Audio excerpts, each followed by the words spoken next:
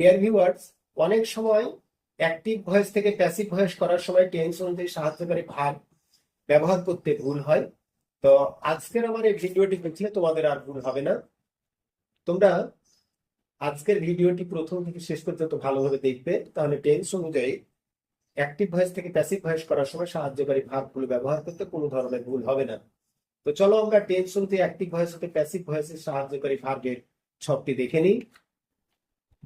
Tense তিন প্রকার: present tense, past tense আর হচ্ছে ফিউচার টেন্স। আবার এক একটি টেন্সকে ভাগ করা হয়েছে কয় ভাগে? চার ভাগে।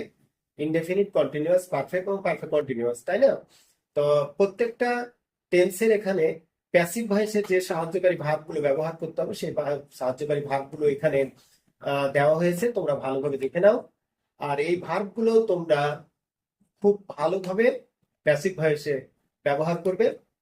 আর তবে তোমরা মনে রাখবে যে প্যাসিভ ভয়েসে কিন্তু মূল ভার্বের পাস্ট পার্টিসিপল ফর্ম ব্যবহার করতে হবে। ঠিক আছে?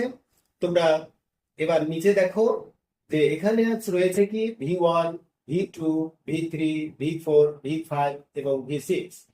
তো V1টা হচ্ছে মূল ভার্বের প্রেজেন্ট ফর্ম, V2 হচ্ছে মূল ভার্বের পাস্ট ফর্ম, V3 মূল ভার্বের পাস্ট পার্টিসিপল ফর্ম, V4 হচ্ছে মূল ভার্বের S by S form, V5 হচ্ছে মূল ভার্বের আইএনজি ফর্ম, আর V6 হচ্ছে যেটাকে বলি আমরা ইনফিনিটিভ, অর্থাৎ 2+V1।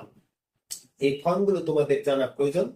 আর এখানে দেখো V3 কি রয়েছে? গন, অর্থাৎ মূল ভার্বের পাস্ট পার্টিসিপল ফর্ম আমাদেরকে ব্যবহার করতে হবে কোথায়? প্যাসিভ ভয়েসে।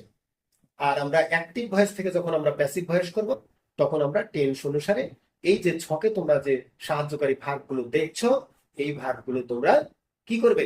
এই সাহায্যকারী ভার্বগুলো ব্যবহার করবে। তো যাই হোক, আজকের এই লেসনটি আমি মনে করি তোমাদের জন্য অনেক উপকারী। এবং আজকে এই যে আমি সাহায্যকারী ভার্বগুলো দেখালাম যে এগুলো প্যাসিভ ভয়েসে ব্যবহার করতে হবে, এগুলো তোমরা ঠিকভাবে ব্যবহার করবে, তাহলে প্যাসিভ ভয়েস করতে গিয়ে তোমাদের কোনো ধরনের অসুবিধা হবে না। তোমরা সুস্থভাবে পড়াশোনা চালিয়ে যাও, এই দোয়া করি। আল্লাহ হাফিজ।